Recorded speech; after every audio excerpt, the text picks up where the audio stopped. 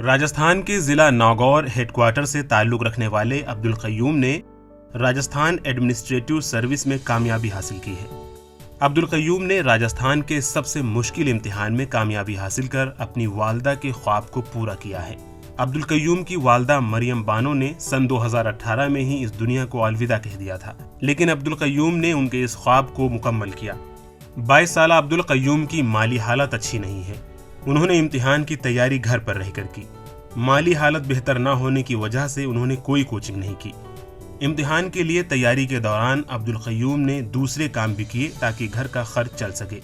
मेरे माताजी की ख्वाहिश थी कि मैं एक अधिकारी बनूं, तो माताजी तो इस दुनिया में नहीं रही, लेकिन मैं सन 2015 से मेहनत कर रहा था और आज इंशाअल्लाह अमित की ख्वाहिश पूरी हुई और एक RAS के पद पर चयन हो गया।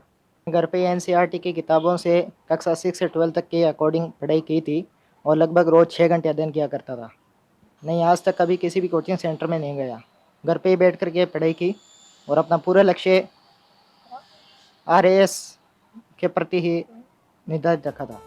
अब्दुल क़य्यूम की वालदा के इंतकाल के बाद उनके वालिद ने उनका पूरा ख्याल रखा और अपने हाथों से खाना बनाकर खिलाया। क़य्यूम बताते हैं कि उनके वालिद ने उनको कभी वालदा की कमी महसूस नहीं होने दी।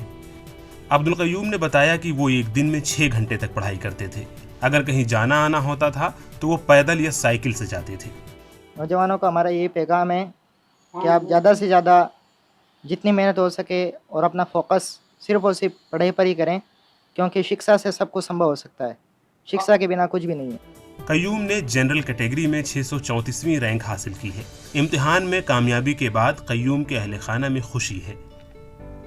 ETV भारत के लिए जयपुर से रज़ाउल्लाह की रिपोर्ट।